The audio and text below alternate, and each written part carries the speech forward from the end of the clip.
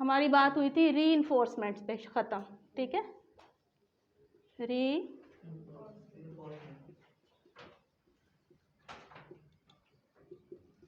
क्या होता है री इन्फोर्समेंट?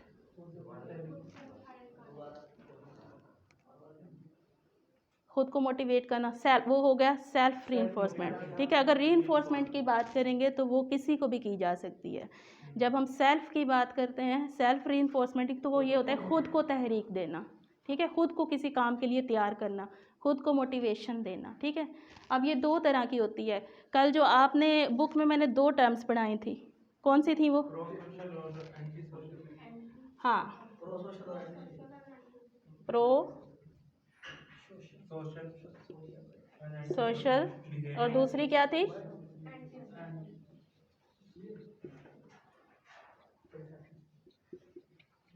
Anti social. अब प्रो सोशल कौन सी होती है? पॉइंटर उधर से बेटे और ले आए, कोई बच्चा जाए। और नेगेटिव, इसमें मैं पढ़ा दूंगा एक और।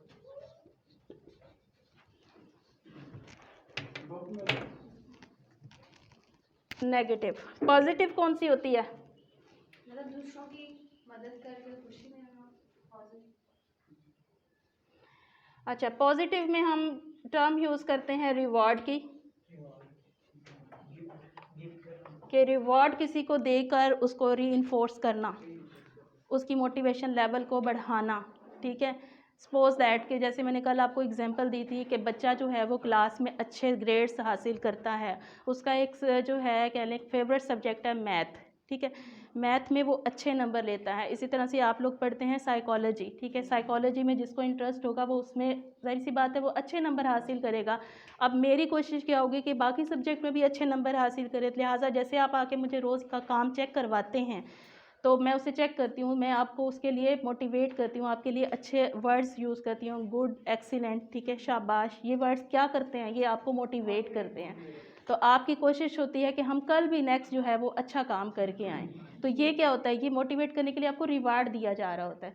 अगर इसके बरक्स मैं आपको नेगेटिवली इसमें ट्रीट करना शुरू कर दूँ तो आप क्या हो जाएंगे, आप मोटिवेट नहीं होंगे बल्कि आप मायूस होना शुरू हो जाएंगे, और एक दिन क्या होगा, आप इस सब्जेक्ट से तंग आ जाएंगे कि इसमें होता तो कुछ नहीं। जब बंदा हारता जा रहा होता है तो क्या होता है, उसमें उसको मायूसी का सामना करना पड़ रहा होता है, वो मायूस होता चला जा रहा होता है, लिहाजा कि वो तंग आके वो क्लास ही छोड़ जाता है। अक्सर स्कूल के बच्चे स्कूल क्यों छोड़ जाते हैं? तंग आ जाते हैं, स्कूल के माहौल से तंग, या टीचर्स उनको मार रहे होते हैं, या इस तरह से उनका वहाँ पे जाना अच्छा नहीं लग रहा होता, उनको सबक याद नहीं हो रहा, तो वो इंटरेस्ट नहीं शो कर रहे होते, तो इस वजह से वो बार बार उनको जब नाकामियों का सामना होता है तो वो लिहाजा आके उस चीज़ को छोड़ जाते हैं। ठीक है, तो इसी तरह से जब हमारे पास तो जो होगी प्रो सोशल आएगी वो पॉजिटिव में आएगी। ठीक है, और जो हमारी एंटी सोशल होगी वो नेगेटिव में आएगी। हम पॉजिटिव को रिवॉर्ड की फॉर्म में लेते हैं और नेगेटिव को किस में लेंगे?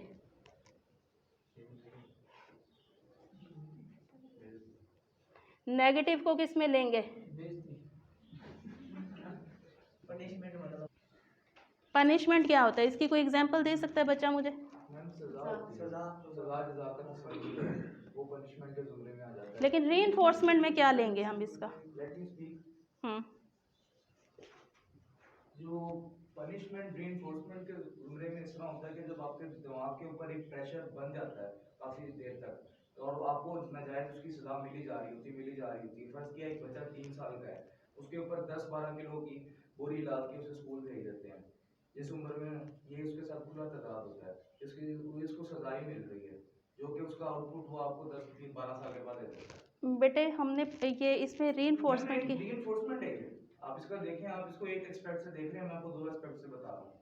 मेरी बात सुनिए, ये पनिशमेंट है। देखें हमने क्या करना है, हमने अगले का बिहेवियर बनाना है। ठीक है, हमने उसको मोटिवेट करना है। हम जब पॉजिटिव तरीके से बच्चे को बार बार मोटिवेट कर रहे होते हैं लेकिन वो नहीं समझ पा रहा होता, फिर हमें पनिशमेंट पे आना पड़ता है, मजबूरन। ठीक है, ये भी एक ये जो नेगेटिविटी है ना, नेगेटिव उसको रिस्पॉन्स दे के हमने उसको पॉजिटिव पे लेके आना है। सपोज दैट बच्चा एक दिन लेट स्कूल आता है या कॉलेज आप में से कोई लेट आता है, जैसे आप लोग यूनिफॉर्म नहीं पहन के आता कोई बच्चा, तो क्या होता है, उसको हम अंदर नहीं आने देते। पक्का आप लोगों के साथ काफ़ी स्टूडेंट्स के साथ ऐसा हो चुका है। तो क्या होता है, अगले दिन वो यूनिफॉर्म पहन के आता है। ये क्या है, ये हमने पनिशमेंट के ज़रिए उसका बिहेवियर पॉजिटिव बनाया कि तुमने आना है कॉलेज तो तुम्हें यूनिफॉर्म पहन के आना है। विदाउट यूनिफॉर्म तुम्हें क्लास में नहीं बैठने दिया जाएगा, कॉलेज में इन नहीं होने दिया जाएगा, ठीक है। क्योंकि पहले अगर हम लेजीनेस उसमें दिखाते रहे, उसको छोड़ते रहे, ठीक है कोई बात नहीं, आज आ जाओ, कोई बात नहीं, चलो आज का दिन बर्दाश्त कर लिया, कोई बात करते रहे, तो वो आपका एक बिहेवियर बनता चला गया। आपने कहा कोई बात नहीं, रोज़ तो छोड़ देते हैं, ठीक है। माइंड क्या सोचते हैं कि रोज़ छोड़ देते हैं कॉलेज वाले, कोई बात नहीं आज भी छोड़ते हैं, आप ज़रा उसमें लीनियर हो जाते हैं, ठीक है। अब जब उसमें हमें पता चला कि बच्चों का जो बिहेवियर है वो नेगेटिव बनता जा रहा है, वो नहीं इस चीज़ पे आ रहे, उसको कोप नहीं कर रहे, काबू नहीं कर पा रहे, तो हमें फिर पनिशमेंट पे आना पड़ा। पनिशमेंट में क्या था कि उसको हमने विदाउट यूनिफॉर्म अंदर नहीं आने दिया, ठीक है, बच्चे को क्लास में बैठने नहीं दिया। तो उससे क्या हुआ, नेक्स्ट डे वो आएगा तो वो यूनिफॉर्म में प्रॉपर आएगा। अब उसके जहन में है कि मैं बगैर यूनिफॉर्म के क्लास में नहीं जा सकता या कॉलेज नहीं जा सकता। तो ये होता है नेगेटिव तरीके से भी बच्चे का बिहेवियर बनाना, ठीक है। समझ आ गई। रीइंफोर्स, ये अलग से आपके पास 5 नंबर का टॉपिक भी आ सकता है कि रीइंफोर्समेंट क्या होती है। तो रीइंफोर्समेंट को आप मुख्तलिफ इसमें डिफ़ाइन कर, ऑब्जर्वेशन के मेथड में भी डिफ़ाइन कर सकते हैं। अगर वैसे 5 नंबर का क्वेश्चन आ जाए तो आप इसको अच्छा खासा लेंथी बना सकते हैं। 10 मार्क्स का भी आ जाए तो भी इसको बना सकते हैं। समझ आ गई।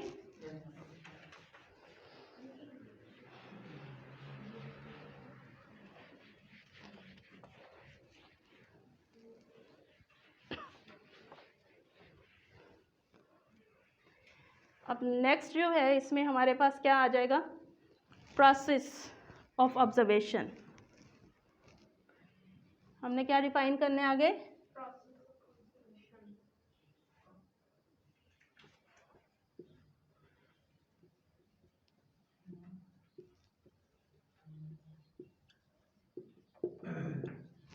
प्रोसेस ऑब्जर्वेशन, ठीक है।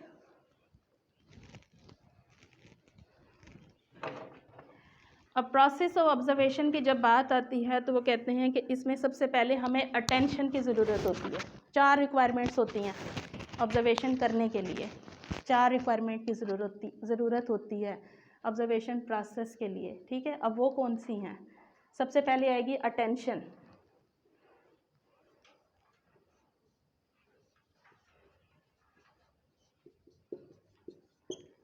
दूसरी आएगी रिटेंशन, तीसरी क्या आएगी,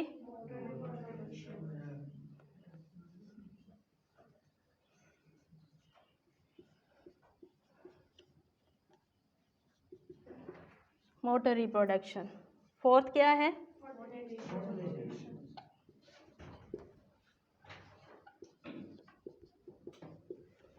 ठीक है। अब अटेंशन को हम कैसे डिफाइन करेंगे, कोई कर सकता है अटेंशन, जैसे मैम आप पढ़ा रही हैं जी, हम समझने के लिए अटेंशन से आप कह रहे हैं बार बार समझ में आ रही है, जो चीज़ हमें समझ में आ रही है उसे अटेंशन देते हैं। गुड, जब तक हम लोग अच्छा क्लोज पॉइंट, अटेंशन नहीं देंगे आपके इसको तब तक हम उसे ऑब्जर्व नहीं कर सकेंगे। गुड, शाबाश। हसाम आप, गुड। देखें, हम कोई भी काम या कोई भी लर्निंग करना चाहते हैं तो अटेंशन सबसे बेसिक उसका जो है एलिमेंट है, ठीक है। जब तक हम उस काम को अटेंशन नहीं देंगे हम नहीं सीख सकते। क्या कोई काम ऐसा है जो बगैर सीखे हम कर सकते हैं, कोई भी ऐसा काम बता दें।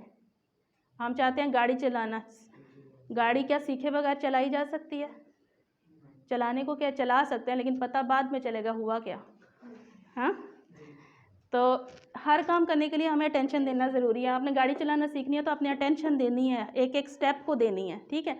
जब आपने यहाँ पे अटेंशन दे ली, उसको फोकस कर लिया, उसकी टेक्निक समझ ली, उसके बाद आप आ जाते हैं रिटेंशन पे, ठीक है। रिटेंशन का क्या मतलब होता है, स्टोर करना, स्टोरेज में रखना। जो चीज़ आपने, जिसको आपने अटेंशन दी थी उसको सेव कर लेना माइंड के अंदर, माइंड में अपना एक मैप बना लेना, कोग्निटिव मैप जिसको कहा जाता है, ठीक है। आपने जो की वो इमेजिनेशन की फॉर्म में क्या किया, उसका एक मैप बना लिया, वो आपने सेव करके रख लिया। देखिए, हम कोई भी काम करते हैं ना, हर इंसान को अपना एक कॉग्निटिव मैप बनाना चाहिए, क्योंकि ज़िंदगी का कोई ना कोई मकसद होता है और हर इंसान की ज़िंदगी के कोई ना कोई मकासद होते हैं, क्योंकि मकासद के बगैर जो ज़िंदगी गुजर रही होती है ना, वो ज़िंदगी नहीं होती। वो बस ऐसे ही आप चल रहे हैं, अल्लाह ने आपको पैदा कर दिया, आप कह रहे हैं वक्त मिला हुआ है बस गुजारते जाओ, ठीक है। ज़िंदगी हमेशा कामयाब वो होती है जिसके पीछे मोटिव्स होते हैं, जिसके पीछे आपके कोई मकासद होते हैं, आपने कोई ना कोई ज़िंदगी का अपना मकसद बना लिया होता है, ठीक है। तो इसलिए कहते हैं कि जब आप कोई काम सीखते हैं तो वो आप रिटेंशन में लेके आते हैं, सेव करते हैं, उसका कॉग्निटिव मैप बनाते हैं, इमेजिनेशन कर लेते हैं उसकी, ठीक है। और जब वो सेव हो जाती है तो फिर उसको ज़रूरत पड़ने पर आप उसके ऊपर इम्प्लीमेंटेशन करते हैं, उसको अप्लाई करते हैं। वो कहाँ पे करते हैं? मोटर रिप्रोडक्शन में। मोटर रिप्रोडक्शन में आप क्या करते हैं? रिप्रेजेंट करते हैं उन्हीं स्किल्स को जो आपने फोकस दिया, जिसको आपने उसको स्टोर किया, अपनी इमेजिनेशन में रखा उन टेक्निक्स को। उसके बाद आपको ज़रूरत पड़ी, अगले दिन आपने उसके ऊपर अप्लाई किया। जब भी आपने सीख लिया, हफ्ता लगा, 10 दिन लगे, जितने दिन भी लगे उसको सीखने में।